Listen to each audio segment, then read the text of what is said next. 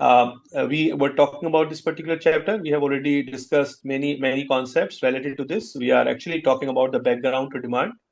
और ये जो बैकग्राउंड टू डिमांड है, I have been telling you कि डिमांड के पीछे क्या काम कर रहा है। जिस तरह इस वक्त आप देखें, आपकी डिमांड इस वक्त चेंज होगी। आप इस वक्त अभी जिस तरह हम डिस्कस कर रहे थे कि ये जो एक नया एक तूफान आया है, एक नया एक टेस्ट आया है, यू बीइंग एज एक सिटीजन्स ऑफ पाकिस्तान, कि आपकी कॉस्ट बहुत ज्यादा तेजी के साथ जो है वो बढ़ गई है।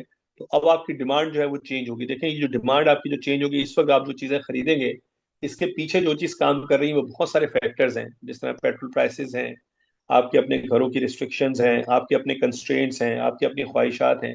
तो इसी को हम पढ़ने की कोशिश कर रहे हैं कि क्या वो चीजें हैं जिनके जरिए डिमांड बढ़ती है या कम होती है, डिमांड के पीछे बैकग्राउंड में क्या काम कर रहा होता है। जिस तरह जब आप एक ड्रामा देखते हैं, तो ड्रामा जो है वो जब आपको नजर आ रहा होता है स्क्रीन पे, उससे वो ड्रामा नहीं होता। उसके पीछे एक पूरा एक पूरी एफर्ट होती है, पूरा एक मूवमेंट होती है, पूरी एक टीम होती है जो कि वो काम करती है। जो अगर आप बाज़ औक़ात जब आप किसी ड्रामा के बिहाइंड द सीन्स आप देख रहे होते हैं, तो आपको देखते हैं कि लोग किस तरीके से रिहर्सल कर रहे हैं, किस तरीके से अपनी प्रिपरेशन कर रहे हैं, किस तरीके से आप यूज कर रहे हैं भारत। तो वी वर टॉकिंग अबाउट कि यूटिलिटी अगेन एक इम्पॉर्टेंट कॉन्सेप्ट है। ये वो सेटिस्फेक्शन है या हैप्पीनेस है जो कि हमें मिलती है किसी चीज के इस्तेमाल से, और यही यूटिलिटी हमें जो है वो किसी की डिमांड ज्यादा या कम करने पर मजबूर करती है। इस यूटिलिटी को हम मेजर करते हैं या that how many amount, like what kind of money you are willing to pay for it. जिस तरह मिसाल के तौर पर कोई चीज आप खरीदते हैं, तो कितनी महंगी आप खरीदते हैं, इस महंगी खरीदने के लिए डिपेंड करता है कि कितनी इस चीज के अंदर आपकी यूटिलिटी है। अगर एक आदमी है जो कि मर रहा हो और उसको एक मेडिसिन की जरूरत हो, तो वो मेडिसिन चाहे वो कितनी की भी महंगी हो, वो उसको खरीदेगा, क्योंकि उसमें उसके लिए यूटिलिटी है। उसके बगैर उसके सर्वाइवल नहीं है। तो बहुत सारी चीजों के बगैर हमारा सर्वाइवल है। यही हम अभी आपसे बात कर रहे थे कि इस वक्त आप लोगों को वो चीजों को, कंजम्पशन को कट करना चाहिए जिनके बगैर आपका सर्वाइवल है, और कोशिश करें कि उन चीजों को आप जो है वो कंज्यूम करें जिनमें जिनके बगैर आपका सर्वाइवल नहीं है। तो सर्वाइवल को आप जरूर इंपॉर्टेंस दें कि आपका जाहिर है कि क्या चीज आपकी किस चीज में ज्यादा यूटिलिटी है, किस चीज में कम यूटिलिटी है। और आपका जो डिसीजन मेकिंग है, इकोनॉमिक्स इज अबाउट मैक्सिमाइजेशन। तो हम लोग कोशिश करते हैं कि आप ऐसे पॉइंट पे कंज्यूम करें जहां पे आपकी यूटिलिटी मैक्सिमम हो। यूटिलिटी मैक्सिमम कहाँ पर होती है? अगर आप सिंगल कमोडिटी की बात करें, तो हमने देखा था कि यूटिलिटी मैक्सिमम होती है जहां पे आपका एमयू बराबर हो प्राइस के, क्योंकि ये वो पॉइंट होता है जहां पे आपका कंज्यूमर सरप्लस जीरो होता है, और ये वो ऑप्टिमल लेवल ऑफ कंजम्पशन है जिसको आप देख रहे होते हो। यहाँ पर टेक्निकली आपको मैंने ये कई दफा बात बताई है। ये बात अगर आपको याद नहीं है तो इसको प्लीज इसको याद कर लें कि हमारा जो बेसिक इकोनॉमिक्स का प्रिंसिपल है वो सिर्फ एक है कि marginal benefit has to be equal to marginal cost. This is the marginal benefit and this is the marginal cost. ये हर इकोनॉमिक डिसीजन इसी तरीके से होता है। तो इकोनॉमिक्स में हमेशा हम कंपेयर करते हैं कॉस्ट को बेनिफिट के साथ, और इंडिविजुअल डिसीजन के लिए हमेशा हमें जरूरत होती है कि हम मार्जिनल कॉस्ट को देखें और इसको हम लेकर आए मार्जिनल बेनिफिट के साथ। क्योंकि अगर किसी चीज का मार्जिनल बेनिफिट ज्यादा है मार्जिनल कॉस्ट से, तो आपको वो चीज ज्यादा करनी चाहिए, यू नीड टू इंक्रीज। और अगर किसी चीज का मार्जिनल बेनिफिट कम है मार्जिनल कॉस्ट से, तो आपको उसको डिक्रीज करना चाहिए। रोकना कहाँ पे चाहिए? जहाँ पे मार्जिनल बेनिफिट बराबर हो मार्जिनल कॉस्ट के। तो हर जगह का मार्जिनल बेनिफिट अलग है, मार्जिनल कॉस्ट अलग है। इस पर्टिकुलर सिचुएशन में मार्जिनल यूटिलिटी आपका जो है मार्जिनल बेनिफिट है, और प्राइस जो है वो आपका मार्जिनल कॉस्ट है। Okay, so we have discuss this in very greater detail कि जो और हम लोगों ने ये भी देखा था कि जो डिमांड कर्व है वो इसी की बेस पे डिटरमिन होता है। लाइक से फॉर एग्जांपल अगर आप ये देखें कि अगर आप मिसाल के तौर पर अगर आप इसको ड्राइव करें मार्जिन यूटिलिटी के कर्व को, तो ये आपका जिस तरह के यहाँ पर अगर आपके पास ये मार्जिन यूटिलिटी है और ये आपका P1 है, तो आप ये क्वांटिटी आप कंज्यूम कर रहे हैं, ये Q1 है। यहाँ पर अगर आप एक और एक्सेस लें, एक और दो एक्सेस लें, और इस Q1 को देखें कि आप इसका ये Q1 यहाँ पे ये Q1 है और ये आपका P1 है। अब अगर प्राइस कम होते हैं तो आपका अब यहाँ पे इंटरसेक्शन आपका पी और एमयू का यहाँ पर आ रहा है। तो इसका मतलब जो प्राइस कम हुए तो आपका जो कंजम्पशन है वो बढ़ गई। P2 P1 से कम है, तो ये पॉइंट आ गया। अब P3 और मजीद अगर प्राइस कम होंगे तो आपकी कंजम्पशन यहाँ आ जाएगी, और ये आपका P3 हो जाएगा। इन तीनों पॉइंट्स को अगर आप मिलाएंगे तो आपके पास जो चीज आएगी वो क्या है? Demand curve. इस डिमांड कर्व को हम लोगों ने जो है वो ड्राइव किया था, और ये एक्चुअली जो है वो जिस तरह अगर आपको याद हो कि हम लोग ये बात पढ़ते हैं कि वैसे तो हमने डिमांड कर्व की डाउनवर्ड स्लोपिंग होने की दो वजूहत पढ़ी है पहले। एक आपका जो है वो सब्स्टिट्यूशन इफेक्ट होता है, एक आपका इनकम इफेक्ट होता है।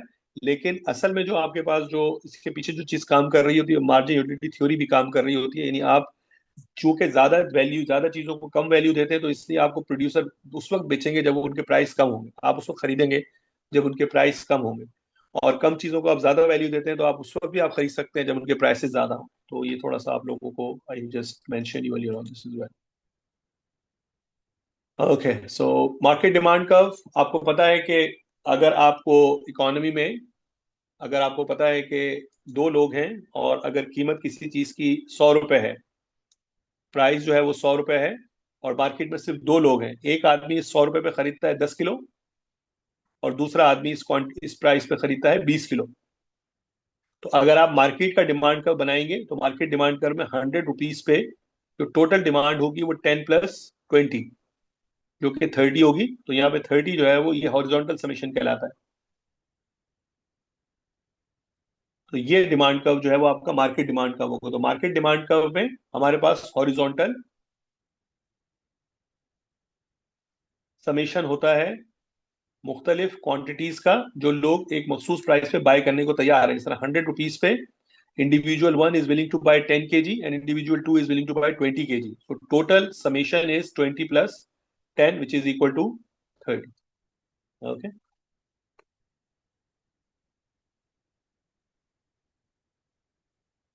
so this is called the market demand curve. As you can see here, it is obtained by horizontal summation of individual demand curves.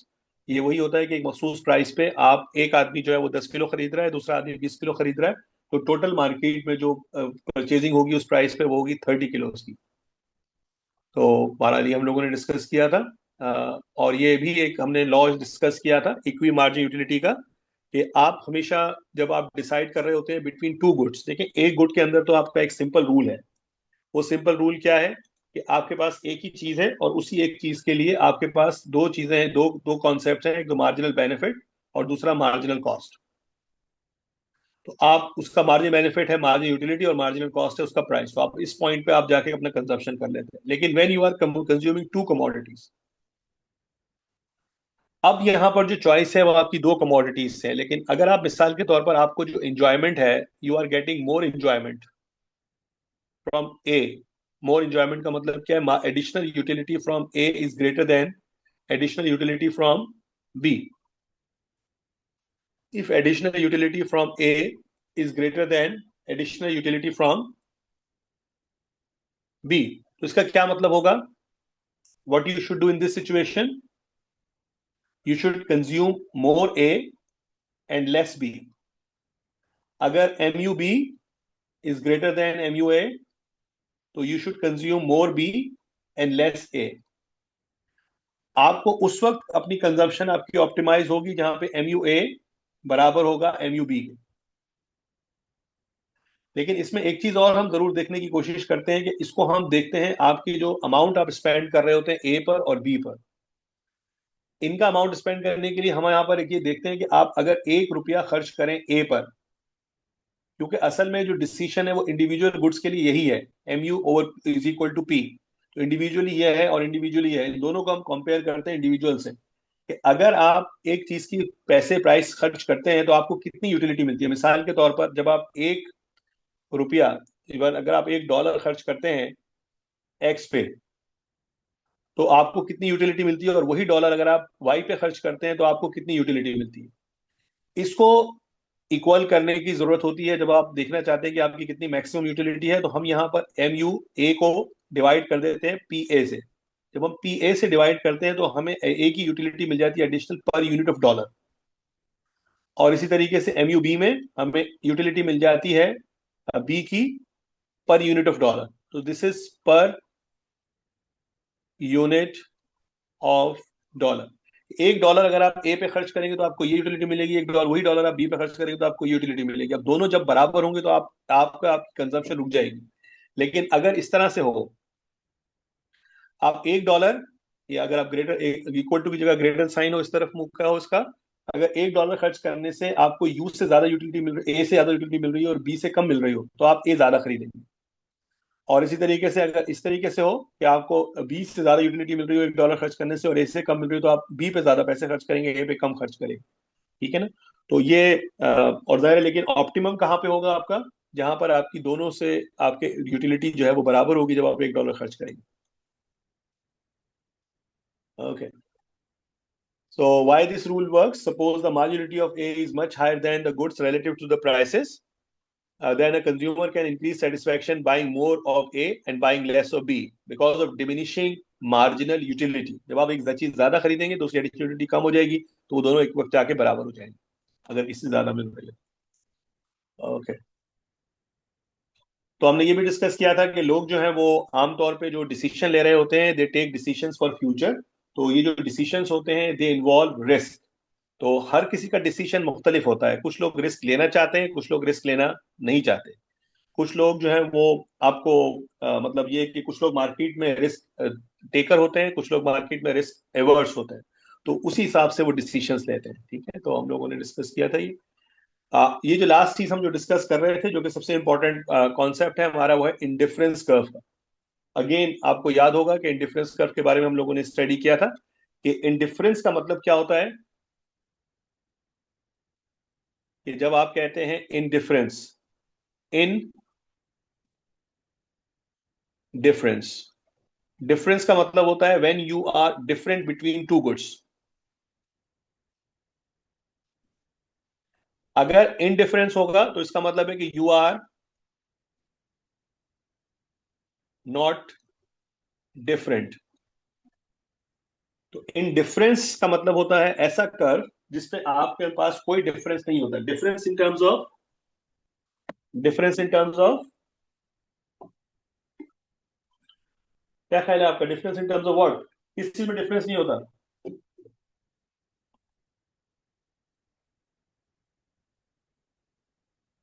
किस चीज में डिफरेंस नहीं होता?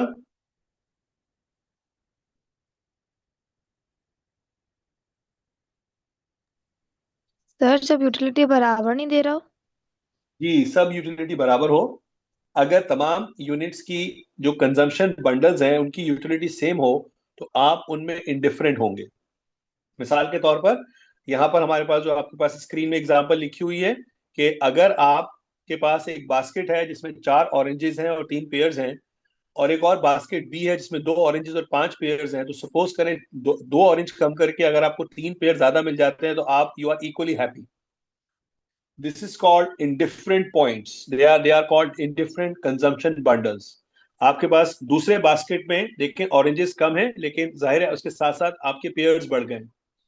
तो यही आपके पास घर में होता है। अगर आप सपोज करें अपने बहन भाइयों में कोई चीज तकसीम कर रहे हैं, तो अगर आपको कोई चीज कम की जाए तो आप कहते हैं अगर ये ज्यादा मुझे इतनी की वो चीज ज्यादा मिल जाए तो I will be equally happy. Like अगर मिसाल के तौर पर आपके पेरेंट्स जो है वो दो, आप बहन भाइयों में कोई चीज डिवाइड कर रहे हैं, तो वो एक चीज अगर किसी को ज्यादा दे दें, तो वो जाहिर है कि वो दूसरा जो है वो उस पर एतराज करेगा कि आपने इसको ज्यादा क्यों दे दिया। जब लेकिन अगर वो आपको कॉम्पनसेट कर दें कि ये आप उसके अलावा दूसरी चीज आप ज्यादा ले लो, ये उसको कम मिल जाएगी, तो you may feel perhaps happy कि लाइक सही है, इट्स लाइक इट्स ओके कि अगर मुझे वो चीज कम मिल रही है, चीज ज्यादा मिल रही है, तो लाइक आई कैन मैनेज और I will be happy, I will be like equally happy. तो आपका जो इंडिफरेंस कर्व के जो अप्रोच है, देखिए असल में जो हम इंडिफरेंस कर्व का जो अप्रोच यूज करते हैं वो we use the under the concept of ordinal utility. Ordinal utility का मतलब क्या होता है?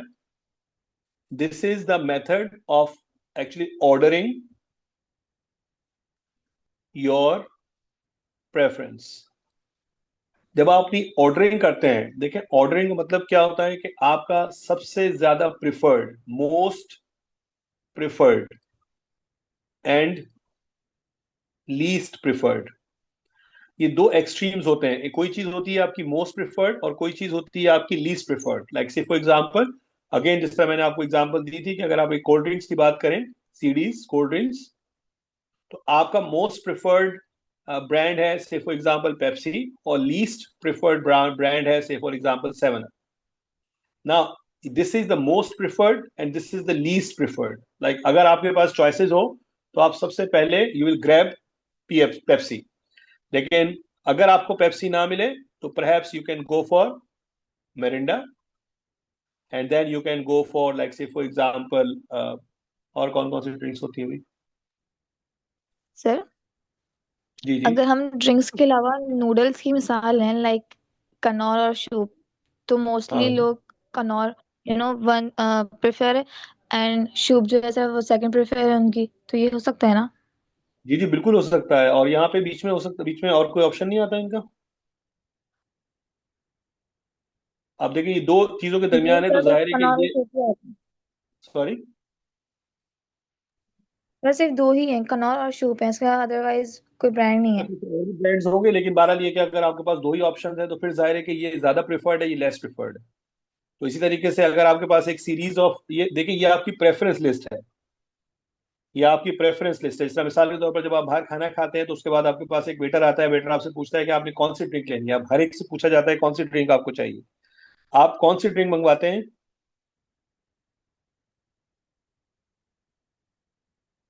मलिया, कौन सी ड्रिंक मंगवाती हैं? सर हम पेप्सी।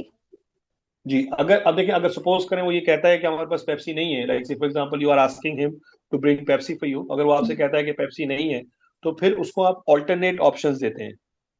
ठीक है ना, जैसे तो आप यस। ये ले आओ, ये ले आओ, ये ले आओ, ये ले आओ। ये कहलाती है हमारी ऑर्डर ऑफ प्रेफरेंसेस। आप जब शूज खरीदने के लिए जाते हैं तो आप एक मखसूस ब्रांड है, वो मखसूस ब्रांड होता है जिसके शूज आपको कंफर्टेबल लगते हैं, जिसके शूज आपके साइज, जिनका अच्छा होता है, जिनको पहन के आपको जो है वो यू एंजॉय और you just like there style, you like something. तो सबसे पहले आप कोशिश करेंगे कि उस ब्रांड पे जाएं, उस दुकान पे जाएं और वहां जाके चीजें खरीदें। लेकिन अगर उस ब्रांड पे या उस जगह पे आपको आपके मतलब की चीजें या आपके हिसाब से कीमत के हिसाब से आपको अच्छी चीज नहीं मिलती, then you go to the next most preferred brand. उसके बाद थर्ड मोस्ट प्रेफर्ड ब्रांड, उसके बाद फोर्थ मोस्ट प्रेफर्ड ब्रांड। लेकिन ऐसा नहीं होता, कि जनरली ऐसा नहीं होता। अगर आप एक ह्यूमन बिहेवियर को स्टडी करें कि you begin with the least preferred brand, आप हमेशा मोस्ट प्रेफर्ड से करते हैं। तो इसीलिए इसको हम जो है वो इंडिफरेंस कर्व की अप्रोच की बात करते हैं। तो इंडिफरेंस कर्व में हमारे पास मुख्तलिफ किस्म के इंडिफरेंस कर्व हो सकते हैं। जिस तरह मिसाल के तौर पर हमारे पास एक इंडिफरेंस कर्व हो सकता है IC1। IC1 का मतलब ये होता है कि ये एक मखसूस लेवल ऑफ यूटिलिटी शो कर रहा है, मिसाल के तौर पर 12। IC2 शो कर रहा है 14। IC3 शो कर रहा है 10। IC4 शो कर रहा है 20।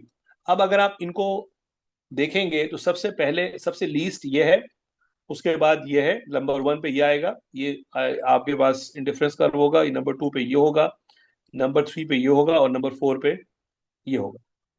और या इसका ऑपोजिट देखें तो मतलब नंबर वन का मतलब यहाँ पे सबसे कम है, नंबर वन। अगर इसको ऑपोजिट करें, हम सॉरी, इसको थोड़ा सा उल्टा कर लें, ये आपके पास नंबर वन होगा, और ये आपके पास नंबर टू होगा, ये आपके पास नंबर थ्री होगा, और ये नंबर आपके पास फोर होगा। तो सबसे ज्यादा प्रेफर्ड आप कौन सा करेंगे जिसमें आपकी सबसे ज्यादा यूटिलिटी है, और सबसे कम प्रेफर्ड आप कब करेंगे जिसकी आपकी यूटिलिटी सबसे कम है। तो ऐसे बंडल्स को आप नहीं चूज करेंगे जिनकी यूटिलिटी कम है, ऐसे बंडल्स को चूज करेंगे जिनकी यूटिलिटी आपके पास ज्यादा है। ओके, सो जब हम मार्जिनल यूटिलिटी अप्रोच इस्तेमाल कर रहे होते हैं तो हमें मार्जिनल यूटिलिटी चाहिए होती है, रिक्वायर्स मेजरिंग यूटिलिटी। लेकिन जब हम इंडिफरेंस कर्व अप्रोच इस्तेमाल कर रहे होते हैं फिर हम देखते हैं जस्ट प्रेफरेंस। देखें, ये एक आइडिया है कि मिसाल के तौर पर अगर आप ये देखना चाहते हैं कि लोग कोई चीज़ ज़्यादा कब खरीदते हैं और कम कब खरीदते हैं, कुछ लोग ये कहते हैं कि आप जब ज़्यादा खरीदते हैं तो आपके जहन में एक नंबर होता है कि इससे आपको इतना फ़ायदा होगा, इससे आपको इतना फ़ायदा होगा। लेकिन कुछ लोग ये कहते हैं कि ये नंबर के बेस पे डिसीजन नहीं है, these decisions are based on your psychological order that your mind develops. The psychological order का मतलब क्या है कि जिस तरह like when you were talking to Malia basically said कि I would like to order Pepsi, like the first choice of me is a Pepsi। देखिए Pepsi is a kind of your psychological thing। like बहुत दफा ऐसा भी होगा कि मिसाल के तौर पर कुछ लोग, आपके पास कोई ऐसा भी हो सा ब्रांड हो सकता है या कोई ऐसी ड्रिंक भी हो सकती है जो आपको पहले पसंद हो और अब पसंद ना हो, या पहले पसंद नहीं थी अब वो पसंद आ रही हो। तो ये एक्चुअली प्रेफरेंसेस आपकी चेंज होती रहती है, लेकिन वो सिर्फ प्रेफरेंस है, उसमें आपको ये नहीं पता कि आपको कितनी इंजॉयमेंट मिल रही है, लेकिन आपको ये पता है कि आपको सबसे ज्यादा अच्छी लगती है। कोई ब्रांड से आपको ये नहीं पता लग रहा है कि कितना आपको फायदा हो रहा है, लेकिन ये आपको पता है कि ये ब्रांड सबसे अच्छा है आपके लिए। तो बहरहाल difficult to compare multiple goods, लेकिन इंडिफरेंस कर्व में हम लोग मुख्तलिफ गुड्स को कंपेयर कर सकते हैं। ये मार्जिनलिटी को अप्रोच करता है, ये वाली अप्रोच, और यहाँ पे हम अप्रोच करते हैं combination of goods. It is limited in analyzing income and price changes, can have income and substitution effect। हम उसको income and substitution effect को भी दिखा सकते हैं, क्योंकि असल में जो हमारी डिमांड चेंज होती है किसी कमोडिटी की, that depends on the two effects, income and substitution effect. तो I hope I am making sense to you guys. Okay. ये डेफिनेशन बहुत इंपॉर्टेंट है, इसको आप लोगों को लिखना पड़ेगा, बार बार याद करना पड़ेगा और इसको अच्छे तरीके से समझना पड़ेगा कि इंडिफरेंस कर्व क्या चीज होती है. देखें, indifference curve, what does the indifference curve do? It shows, what does it show?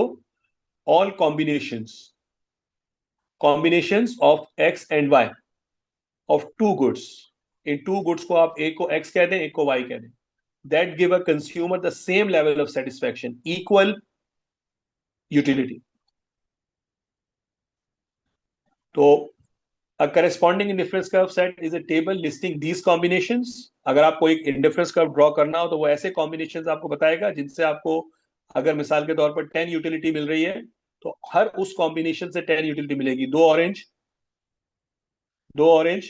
3 pairs, 3 orange 2 pairs, 4 oranges 1 pair, like से फॉर एग्जांपल. ये आपको सब एक जैसी यूटिलिटी दे रहे हैं. अगेन आप इसको सोचें इस तरीके से कि आपके पेरेंट्स कोई चीजें, दो चीजें आपके आपके बहन भाइयों में डिवाइड कर रहे हैं, तो आप बहुत सारे कॉम्बिनेशन में आपके, ये चीज मुझे कम मिल जाए, ये ज्यादा मिल जाए, आई विल बी हैप्पी. लेकिन अगर दोनों चीजें कम मिलेंगी तो I will not be happy.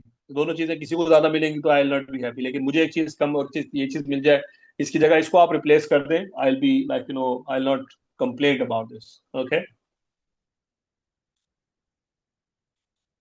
This happens with me as well. मेरे पास, like, I have got 2 daughters, alhamdulillah, and there my son is is a bit grown up.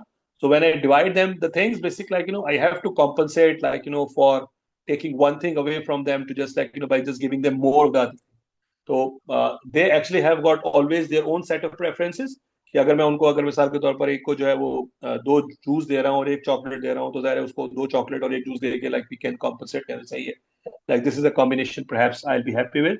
तो बहुत सारे कॉम्बिनेशन इस तरीके से जो है वो आपके पास होते हैं. जिस तरह ये आपके पास एक जो कर्व है, this curve shows the indifference curve. ये देखें, ये जो इंडिफरेंस कर्व है, एक इंडिफरेंस कर्व पे, सॉरी, एक इंडिफरेंस कर्व पे आप देखेंगे आपके पास मुख्तलिफ किस्म के कॉम्बिनेशन हैं. पहला है कॉम्बिनेशन ए कॉम्बिनेशन में क्या हो रहा है कि you have got 30 pairs and 6 oranges. They give you, अगर मिसाल के तौर पर अगर आपको इनसे आपको मिलती है 100 यूटिलिटी, तो आपके पास अगर पेयर्स आपके कम करके 24 कर दिए जाएं और ऑरेंजेस आपके 7 कर दिए जाएं, स्टिल यू विल गेट 100. और मजीद पेयर्स कम कर दिए जाएं और आपके ऑरेंजेस बढ़ा दिए जाएं, तो still you will get 100. 100. Okay. So ये सपोज करें this is showing the level of 100 utility. तो एक चीज इसमें और आप ऑब्जर्व करेंगे जो बहुत इंपॉर्टेंट है, जो कि आपको ऑब्जर्व करने की जरूरत है, और वो ऑब्जर्वेशन है कि किस रेट से आप चेंज करने को तैयार है. मिसाल के तौर पर अगेन अगर आप अपने आप को सोचें कि अगर आपके पेरेंट्स आपको ये कहें आप ज्यादा चॉकलेट ले लें, कम जूस ले लें, लेकिन आपको शुरू में तो हो सकता है चॉकलेट्स की आपको ख्वाहिश हो कि ज्यादा चॉकलेट्स हो, लेकिन अगर आपको बहुत ज्यादा चॉकलेट्स हो जाएंगी तो फिर मजीद चॉकलेट से आप हैप्पी नहीं होंगे. तो आपको, you always feel dissatisfied, like your satisfaction level from the things decreases. like इसमें मिसाल के तौर पर अगर आप combination A देखें, what is unique about combination A? You have got so many pears and you have got so little oranges. आपके पास बहुत सारी चॉकलेट्स हैं लेकिन बहुत कम जूसेस हैं. तो अब आप क्या करेंगे? आप कहते हैं मुझे एक जूस, आप अपने बहन या भाई से कहते हैं मुझे एक जूस दे दो, मैं आपको 6 चॉकलेट्स आपको देने के लिए तैयार हूँ. For the 6 chocolates you are willing to trade with 1 orange. For 6 pears you are willing to trade 1 orange. अब सपोज करें ये डील आपकी हो जाती है, आपको एक ऑरेंज आपका जो है आपको मिल जाता है और आपको 6 पेयर्स आपको दे देते हैं. लेकिन सपोज करें उसको पसंद आते हैं पेयर्स, वो कहता है कि now I can give you 1 more orange. How many pears you can give? Still you have got plenty, so you are willing to give up how many? 4. अब अगर वो मिसाल के तौर पर आपसे ये कहता है कि I can give you 2 more oranges, लेकिन अगर आप मुझे पेयर्स दें तो आप कहेंगे मैं सिर्फ I can give you just how many pears? For 2 oranges, like not for 1, 2 oranges. I am just going to give up you 6 pears. Like for 1 orange you are giving 3 pears. पहले एक orange के लिए आप कितने दिया 6, दूसरी दफा एक ऑरेंज के लिए आपने दिया 4, तीसरी दफा आपने एक ऑरेंज के लिए कितने दिया 3। अब यहां पर आपके पास you are actually like the your other brother, or say for example your sister is willing to give you 3 more oranges, लेकिन आप कहते हैं कि 3 more oranges like will not actually be very much like good for me because I have already got less pairs, तो लेकिन मैं 3 oranges अगर आप मुझे देंगे तो मैं आपको 4 pairs दे सकती हूँ, तो 3 oranges के लिए 4 pairs एक 1 point something। ओके, तो और इसके बाद 2 pairs वो और दे आपको, 2 oranges और दे, तो अब आप सिर्फ दो 1 for 1 आप ट्रेड करने को तैयार हैं। और यहाँ पे आपके पास वो कह रहे हैं 5 oranges मैं आपको दूंगा, मुझे आप कितने पेयर्स दोगे? वो कहेगा सिर्फ मैं 2 दूंगा आपको। ये देखें, this is called diminishing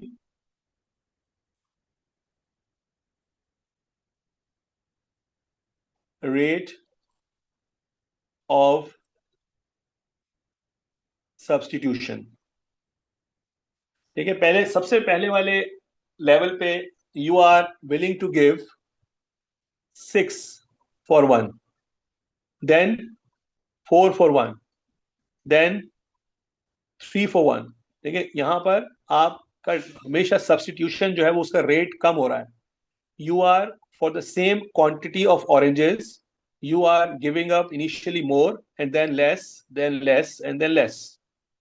This is called diminishing rate of substitution due to this behavior। देखिए ह्यूमन बिहेवियर है जो कि जनरल बिहेवियर है, उसकी वजह से आपका जो कर्व होता है this bows towards the origin. Okay, तो I hope I have been trying to make you like understand this. अगर आपके जहन में किसी के जहन में कुछ सवाल हो तो आप पूछ सकते हैं। Sorry? When will you have got your indifference curve as a straight line? Straight line का क्या मतलब होगा?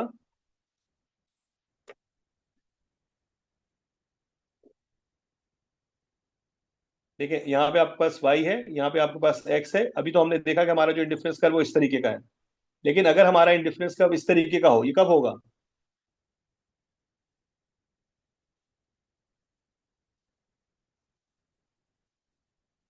When, in what situation we have this straight line? जी मलिया बोले। सर जब डाउनवर्ड कर्व होगा तब होगा। देखिए ये भी डाउनवर्ड है, ये क्या समझ रही हैं आप? ये अपवर्ड है, ये भी this is also downward, this is also sir downward. मुझे कंफ्यूजन हो रही है इसमें। नहीं, I that's what actually I am asking you. तो अगर आप में से कोई इसको समझता हो बात को, जी फरा बोलिए।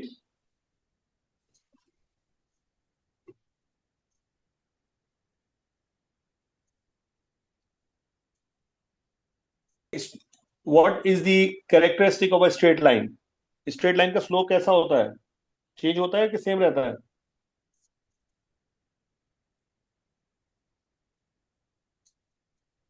What about the slope of it? देखिए यहाँ पे स्लोप कंटिन्यूअसली चेंज हो रहा है, और यहाँ पे स्लोप जो है वो कांस्टेंट है। स्लोप सिर्फ कांस्टेंट उस वक्त होता है जब आपके दो गुड्स परफेक्ट सब्स्टिट्यूट्स हो। इसको हम पढ़ते हैं अभी। Okay, so diminishing marginal rate of substitution. अभी मैंने आपसे बताया कि आपका हमेशा, चूंकि ये शेप आपकी बाउड टूवर्ड्स ओरिजिन इसलिए होती है, और बाउड टूवर्ड्स ओरिजिन को हम एक और नाम देते हैं जिसको हम बोलते हैं कॉन्वेक्स टू द ओरिजिन। ये कॉन्वेक्स टू द ओरिजिन कब होगी? जब आपके पास डिमिनिशिंग मार्जिनल यूटिलिटी होगी और आपके पास डिमिनिशिंग एमआरएस होगा। तो अच्छा, ये बेसिकली देखें, ये है इसका स्लोप। स्लोप का मतलब क्या है कि जिस तरह मिसाल के तौर पर, ये जरा, ये must be new for you guys.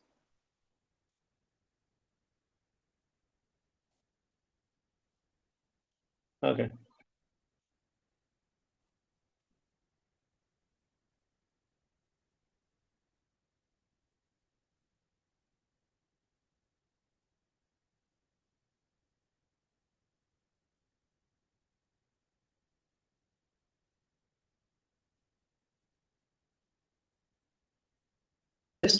था घर खाली था। अच्छा,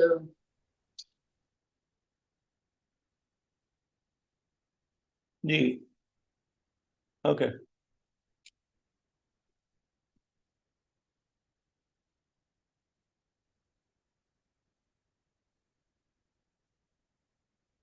ऑलराइट। देखिए आपके पास यहाँ पर ये आपके पास ये व्हाइट बोर्ड मैंने खोला है, ये आप लोग प्लीज अपने पेन्स को यूज ना करें.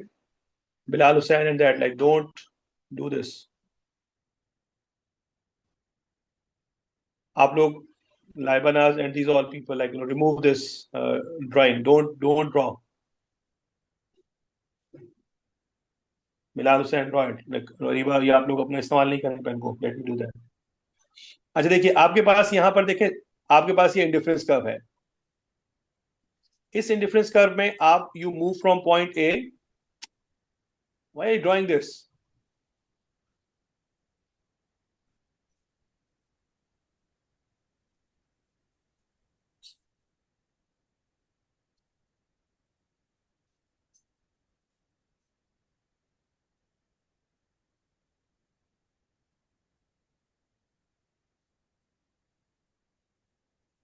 Manahil Fayyaz, why are using pens? आप लोग यूज करेंगे पेन तो मैं कैसे यूज करूंगा इसको? तो रिमूव करें इसको.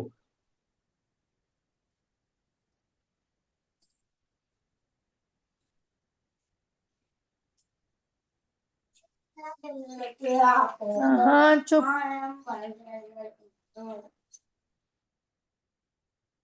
जी, don't use pen now. Anyone please. जी, हम बात आपसे कर रहे थे कि जब आप पॉइंट ए से point.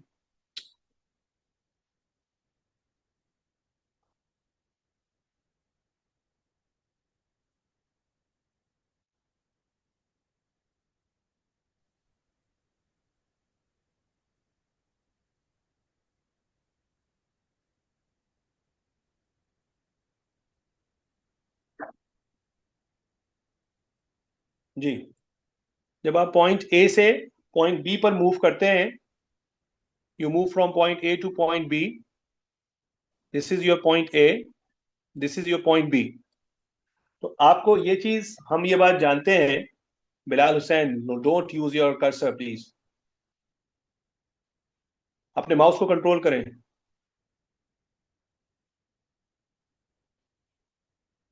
You are moving from point A to point B.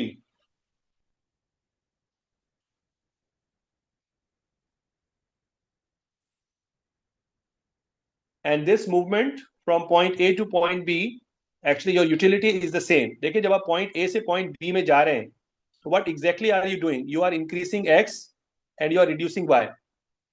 देखिए, यहाँ पर आपके पास X कम है और यहाँ पर X ज्यादा है. यहाँ पे Y ज्यादा है और Y यहाँ पर आपके पास क्या है? कम है. तो आपके पास यहाँ पर जब आप बढ़ा रहे हैं X को, तो टोटल आपकी जो यूटिलिटी इंक्रीज होगी X को बढ़ाने से, वो कितनी होगी? MUX into delta x. Suppose करें आप अपने एक्स की क्वांटिटी बढ़ा रहे हैं 4 से, और एक एक्स से आपको यूटिलिटी मिल रही है 3, तो टोटल इंक्रीमेंट आपका कितना आएगा? 12 का. इसी तरीके से जो चीज आप कम कर रहे हैं वो है वाई. जब वाई को आप कम करेंगे तो जो टोटल यूटिलिटी आपकी कम होगी वो क्या होगी? MUY into delta Y. Suppose करें आपकी MU की चाहे वो 4 है और आप 3 से इसको कम कर रहे हैं, तो अगेन यहाँ पे आपके पास 12 है. तो ये दोनों बराबर क्यों होंगे? देखिए, जितना गेन आपको एक्स को बढ़ाने से यूटिलिटी में मिलेगा, उतना लॉस मिलेगा आपको एक वाई की यूटिलिटी को कम करने से. ऐसा क्यों हो रहा है?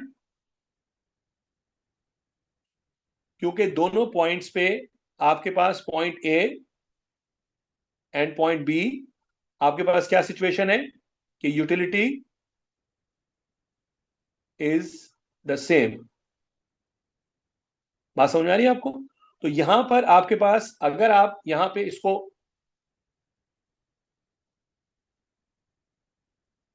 And who is this now?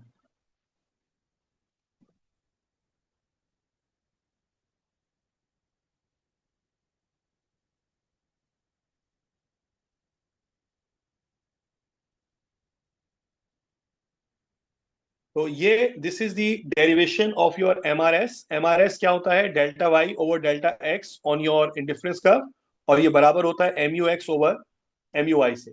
तो यहाँ पर हम इग्नोर कर रहे हैं नेगेटिव साइन को, और नेगेटिव साइन को इग्नोर करने की रीजन क्या है? कि माइनस साइन सिर्फ क्या शो कर रही होती है? क्या शो कर रही होती है माइनस साइन भाई? रिलेशनशिप. जी, नेगेटिव रिलेशनशिप. जो माइनस की जो साइन है वो क्या शो करेगी? आपकी नेगेटिव रिलेशनशिप। मतलब अगर आप एक चीज को बढ़ाएंगे दूसरी चीज आपको कम करना पड़ेगी। This is called negative. समझ रहे हैं आप बात?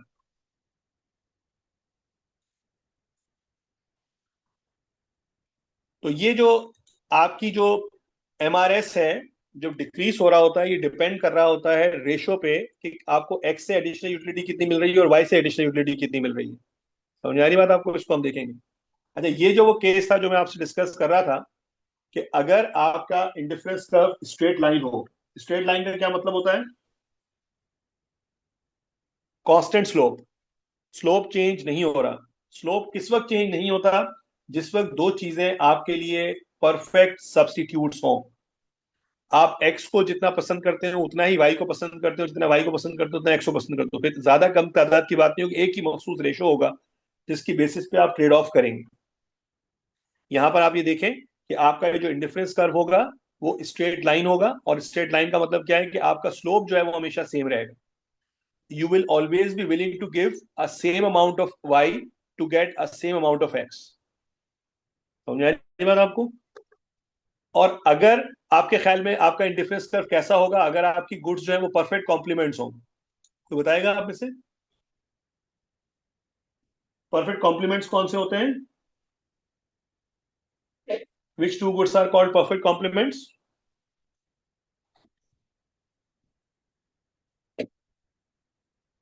कौन सी दो चीजें परफेक्ट कॉम्प्लीमेंट्स कहलाती हैं? याद है किसी को?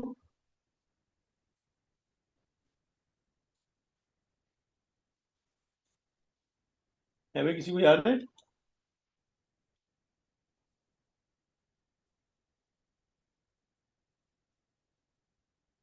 देखिए, परफेक्ट कॉम्प्लीमेंट्स वो गुड्स होती हैं जो कि एक साथ एक मखसूस रेशो में इस्तेमाल करते हो। जिस तरह मिसाल के तौर पर हमने आपको एग्जांपल दी थी कि लेफ्ट पेयर ऑफ शू और राइट पेयर ऑफ शू। अगर आप मिसाल के तौर पर यहां पर हमने इसका ग्राफ ड्रॉ किया हुआ है। सपोज करें कि आपके पास हमारे पास दो चीजें हैं। एक्स एक्सिस पे हम दे रहे हैं लेफ्ट पेयर्स ऑफ शूज, और वाई एक्सिस पे हम ले रहे हैं राइट पेयर ऑफ शूज। अब मिसाल के तौर पर देखें, जिस तरह ये जो कॉम्बिनेशन है ये है वन लेफ्ट वन राइट।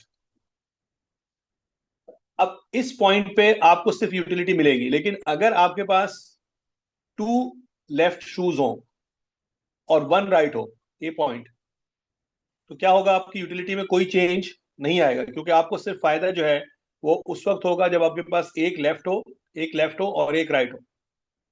अगर आपके पास तीन लेफ्ट हो जाएं तब भी आपकी यूटिलिटी में कोई चेंज नहीं आएगा। आपकी यूटिलिटी में चेंज कब आएगा? जब आपके पास दो लेफ्ट और दो राइट हो, और तीन लेफ्ट और तीन राइट हो। अगर आपके पास इस डायरेक्शन में या इस डायरेक्शन में आप इंक्रीज करेंगे तो उससे आपकी यूटिलिटी पे कोई इफेक्ट नहीं पड़ेगा। मिसाल पे अगर आपके पास एक लेफ्ट हो और दो राइट पेयर हो तो आपकी यूटिलिटी पे कोई इफेक्ट नहीं पड़ेगा। This is called the case of perfect complements. Okay, तो अगर आपके पास परफेक्ट सब्स्टिट्यूट्स होंगी दो गुड्स, तो आपका जो इंडिफरेंस कर्व होगा वो स्ट्रेट लाइन होगा। और अगर आपकी जो गुड्स हैं वो परफेक्ट कॉम्प्लीमेंट्स होंगी तो आपके जो आपका जो कर्व होगा वो एल शेप्ड होगा। एल शेप्ड का मतलब होता है यहाँ पे ये आपके पास एक राइट एंगल, आपके पास एक राइट एंगल आपके पास वो है। तो राइट एंगल है, और राइट एंगल में आपके पास सिर्फ वही दो पॉइंट्स। देखें सिर्फ इसमें कौन कौन से पॉइंट्स मीनिंगफुल हैं। इसमें सिर्फ जो मीनिंगफुल पॉइंट्स हैं आपके पास वो ये है, एक ये पॉइंट, एक ये पॉइंट, एक ये पॉइंट। इसके अलावा जितने भी पॉइंट्स हैं इधर, जितने भी पॉइंट्स हैं इधर, जितने भी पॉइंट्स हैं इधर, ये पॉइंट्स सब है तो मौजूद, लेकिन इनसे आपकी यूटिलिटी इंक्रीज नहीं होती। सिर्फ आपकी यूटिलिटी इंक्रीज होगी इस कॉम्बिनेशन पे, इस कॉम्बिनेशन पे और इस कॉम्बिनेशन। ओके।